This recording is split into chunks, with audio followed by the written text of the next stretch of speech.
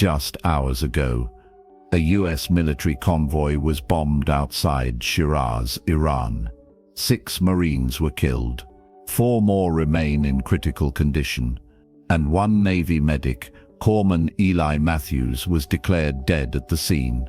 His heart stopped. His lungs were scorched. His body was broken. But then something happened no medic could explain. 3 minutes later, he came back, and what he brought with him was not just a survival story. It was a prophecy from the lips of Jesus Christ himself. A vision so precise, so terrifying, so urgent, it could change the fate of your nation. This isn't about headlines. It isn't about politics. It's about your soul. And the world's clock is running out. Stay with me, because the next 5 minutes may be the most important message you've ever heard. Before we go any further, pause. Type Amen in the comments if you believe Jesus still speaks today. This is not just another video. It's a warning, a call to wake up. So subscribe now and tap the bell, because the next vision might be about your city, your family, or your future. And if you know even one person who's asleep to the times we're living in, share this video with them before the window closes. This is how we spread the message. One soul at a time. One voice louder than fear. My name is Eli Matthews, Corpsman 2nd Class, US Navy. I'm 32 years old, and for the last 14 months, I've been stationed near the Strait of Hormuz, one of the tensest flashpoints on Earth. I wasn't raised in the church. In fact, I used to laugh at people who believed in angels, demons, or divine signs. I believed in stitches, IV bags, and chest compressions. I fixed broken ribs. I treated burn wounds. I put my faith in trauma kits, not in God. That changed in Afghanistan. I watched my closest friend, Sergeant Marcus Weller, bleed out in my arms. I did everything right, but it wasn't enough. That night, something inside me shattered, and I told God, if he was real, I wanted nothing to do with him. Fast forward to last week.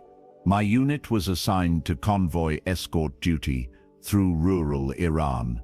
I was riding in the 3rd Humvee rear security, watching dust swirl over cracked asphalt under a rising sun.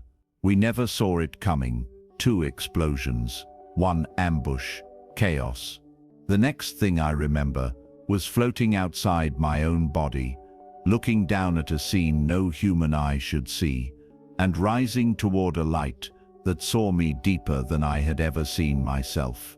That was the moment my skepticism died, and something far more powerful took its place. The first explosion ripped through the front vehicle. I heard the metal scream before the men inside did. Then the fire came, roaring, sudden, and alive. The radio crackled once, then turned to static. Gunfire echoed from the hills. Shouts filled the comms. Man down, man down. I grabbed my kit and ran. Instinct, not thought. There was no time to think. 1 Marine was half buried under twisted steel, his chest barely rising. Another screamed for his mother, his leg severed below the knee. I dropped to my knees, locked eyes with a corporal going blue, and started compressions. 1, 2, 3, stay with me, I said, through gritted teeth. Breathe, soldier, breathe. That's when the second blast hit. Closer this time. No warning, just a blinding white, and a force that lifted me off the ground like a rag doll. I didn't feel the impact. I didn't feel the pain. I felt silence. Not the silence of peace, but the kind that comes after something sacred breaks. It was like the sound of the world folded inward. No heartbeat, no gunfire, no voice, just quiet. Then came the floating. I could see my body, bent backward, face down in the sand, smoke curling around my boots. And yet I wasn't in it. I hovered, weightless, breathless, formless. My body was screaming, but I wasn't inside it anymore. Then came the darkness. Not evil, but vast, endless. A space where time uncoiled and memory had no edges. And then light, not like the sun, not even like fire, but living light, like the light itself, was made of thought and music and love. From that light, he stepped forward. Jesus, not like the paintings, not fragile, not passive. His eyes were like lightning wrapped in mercy. He didn't ask who I was. He already knew. And I knew I was known. He didn't accuse. He didn't explain. He simply looked at me, and everything inside me shattered and was rebuilt in the same breath. Then he said, "Come, there's something you must see." We rose together, Jesus and I, into a place above the clouds. But it wasn't heaven, it was earth, from a higher view. And I saw the bombing again, the same convoy, the same explosion. But this time, I saw what human eyes couldn't. Souls rising, some peaceful, some terrified, some clinging to their wounds, as if they still owned them. Angels hovered, weeping, not out of sorrow, but out of urgency, as if time itself was pleading for intervention. I looked to Jesus. He said nothing. Instead, a whisper filled the air, not from his lips, but from everywhere. "It begins here." The scene shifted. A map of the region burned into view. Iran, Israel, Saudi Arabia, Russia. Tensions flickered like sparks, dancing across dry grass. I watched each spark connect, one by one, until a flame formed. Not a single blaze, but a network of detonations, invisible to the world, but already alive. Jesus spoke. This was not just a battle, it was a trigger. I saw news anchors debating policy, leaders offering vague condolences, analysts calling it contained. But it wasn't. The whisper came again. It's not the first strike that brings the war. It's what happens after the silence. And then the screen went black. A single word echoed through the void. "Watch." Suddenly, the scene changed. No longer sky, no longer earth. Now something darker. I stood on the edge of a battlefield, but not one made of men. The air was thick, like oil you could breathe.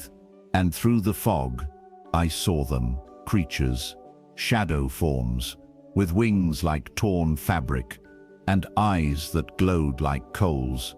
They slithered over cities, perched on rooftops, dripping black venom into the minds of men. I saw one crawl into a parliament hall and whisper into a politician's ear. Another hovered over a general's shoulder, feeding him visions of glory, conquest, domination. These weren't myths.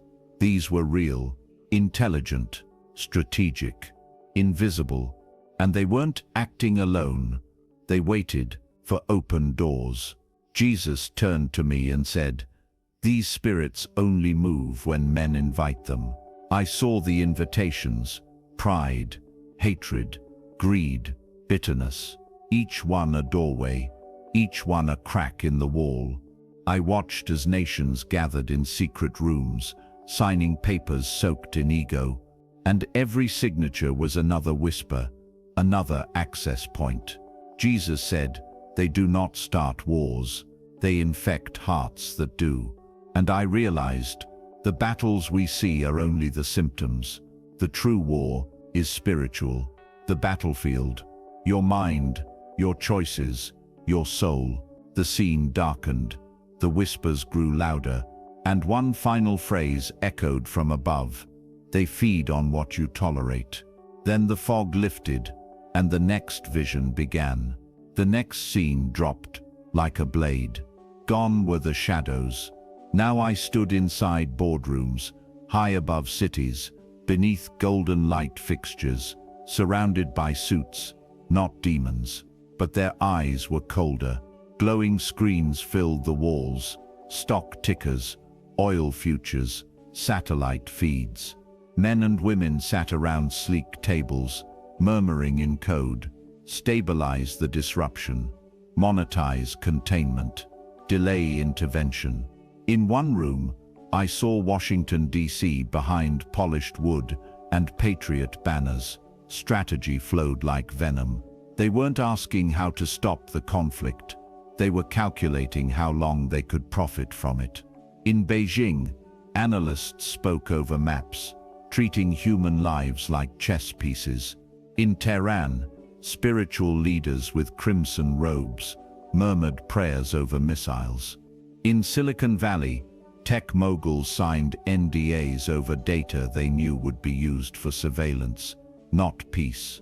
And weaving through it all were forces I couldn't fully see, but I felt them.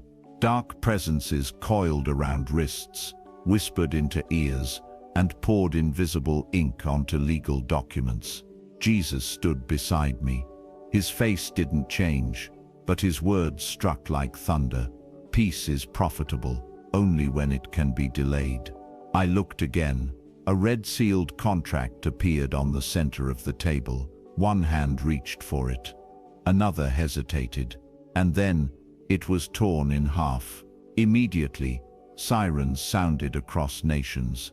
Markets crashed. Explosions flared on the edge of maps. But no one in the room flinched. Not even when the sirens got louder. Not even when a child's cry echoed faintly from the corner. A little girl, barefoot and trembling, watching them from behind a glass wall. No one turned to her. No one cared. Jesus looked at me. "This is Babylon," he said. "And it does not fall by force. It falls by exposure." And then everything went dark. But this darkness wasn't evil. It was still sacred. One by one, flickers of light began to pierce the black. Tiny at first, then stronger, then everywhere. I looked closer. Each light was a person, but not the famous, not the powerful. These were the forgotten ones. An old woman on her knees whispering the Lord's Prayer through cracked lips. A teenage boy in a closed room, fasting with trembling hands. A soldier at a checkpoint, singing psalms under his breath between gun checks. They didn't know one another, but their hearts were in sync. Each beat a drum against the gates of hell, and surrounding them were angels, some tall as towers, some cloaked in fire, each one armed, ready. Jesus said, "The war they fight is not on earth, but for it." Their prayers weren't just words. They moved things. Reverse earthquakes, shaking heaven downward, restoring what was broken in cities they'd never even seen. And when one believer faltered, another's prayer caught them. When one flame dimmed, a chorus of praise reignited it. Jesus looked across the lights and smiled. They are the ones who hold the line, when governments collapse and demons scream. Then I saw something impossible. Two earths, side by side.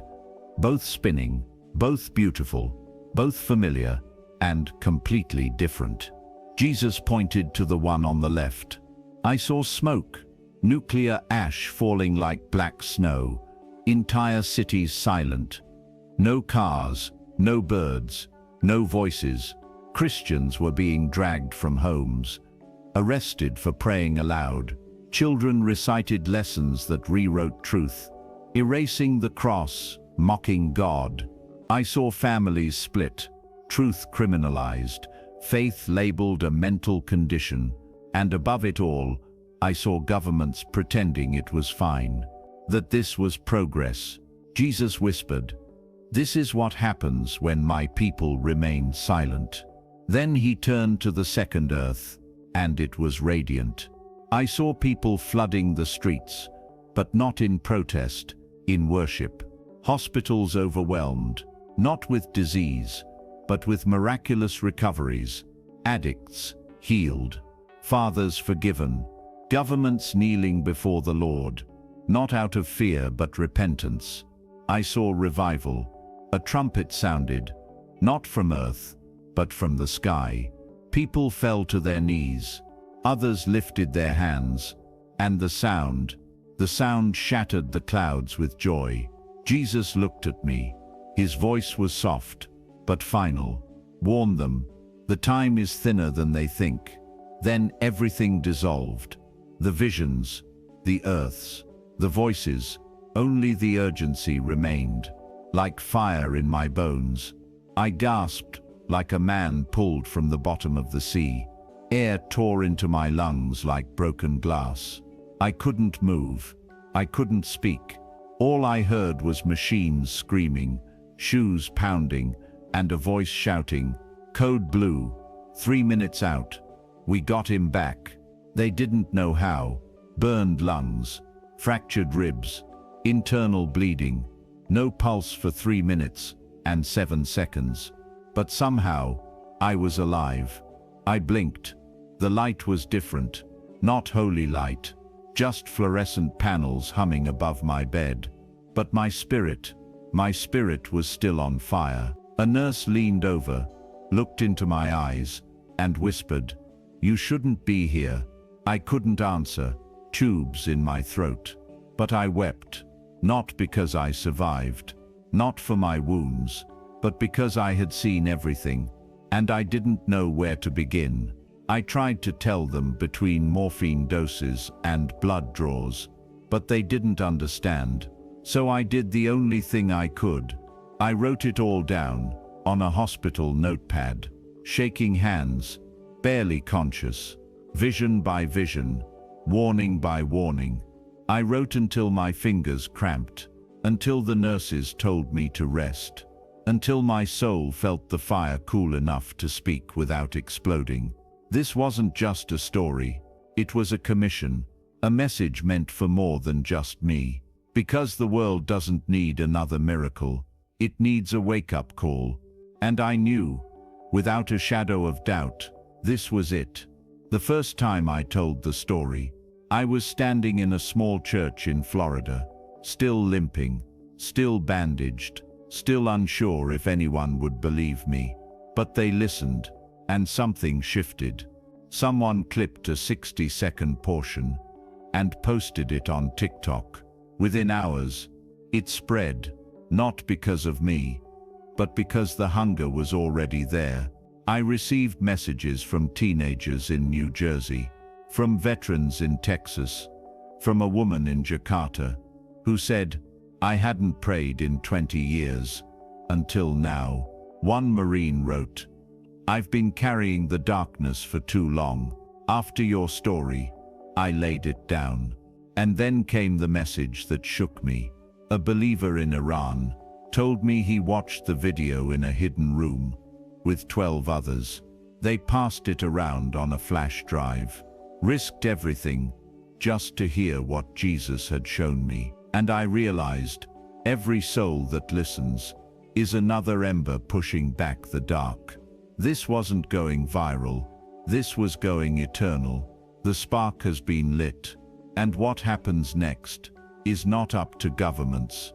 It's up to us. If you've made it this far, it means something inside you recognizes the truth. This message didn't find you by accident. If you're watching this, you were meant to hear it. So now, take action. Comment your nation below. We are praying over each name, each flag, each soul. Share this video with 3 people you love. Don't wait. Don't second guess. You have no idea how far one click can travel, or how many lives it can save. Subscribe and tap the bell. We are the resistance, and our time is now. May the Lord bless you. May He guard your family from what's coming. May He awaken your soul to the hour we're in, and prepare you to stand when the world begins to fall. Let your heart be still. Let your eyes stay open. Let your spirit remain ready. And when the trumpet sounds, May you be found faithful. Until then, stay ready, stay watching,